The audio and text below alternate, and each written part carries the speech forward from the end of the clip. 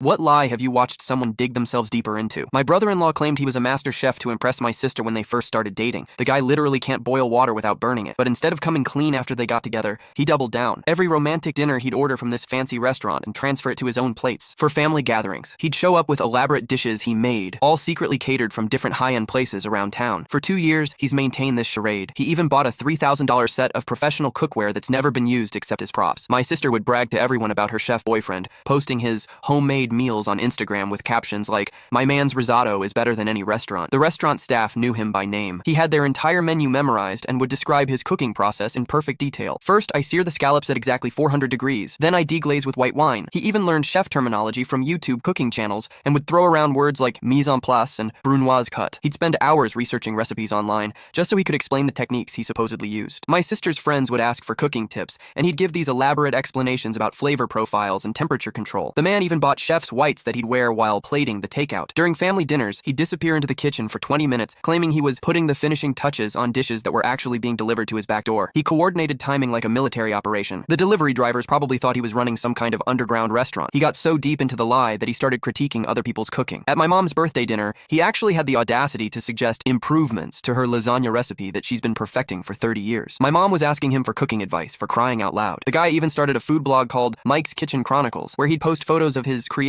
with detailed recipes he copied from cooking websites. He had actual followers asking him to cater their events. He'd make excuses about being too busy with his restaurant consulting job to take on catering gigs. My sister's coworkers would constantly ask when he was opening his own restaurant. He'd give these vague answers about waiting for the right location and perfecting his signature dishes first. The man had spreadsheets tracking which restaurants he'd ordered from, so he wouldn't repeat the same homemade dish too frequently. He even bought a subscription to every food magazine imaginable just to stay current on culinary trends. His apartment looked like a professional kitchen showroom, complete with copper pots that had never seen heat and knife sets still in their original packaging. The breaking point came last week when my sister decided to surprise him for their anniversary. She wanted to cook together as a couple's activity, so she showed up at his apartment unannounced with bags full of groceries and ingredients for this elaborate romantic dinner she'd planned. She used her spare key and walked in to find him on the phone, frantically trying to place an order. "I need the usual romantic dinner for 2, but can you deliver it to the back entrance in exactly 30 minutes? And make sure the roses are included this time." When he turned around and saw her standing there holding raw chicken and vegetables, he just froze, still clutching the phone. The restaurant manager was asking if he wanted to add the chocolate lava cake like always, completely oblivious to the domestic crisis unfolding. My sister just stood there for what felt like forever, then said, "So, should I put these groceries away, or do you want to actually try cooking for once?" The poor guy tried to play it off like he was ordering inspiration for their home-cooked meal. It didn't work. He's currently taking real cooking classes at the community college. Apparently, the first lesson is learning that salt and sugar aren't interchangeable. Last I heard, he's considering telling my sister the truth about his restaurant consulting job too. Turns out that's also fake.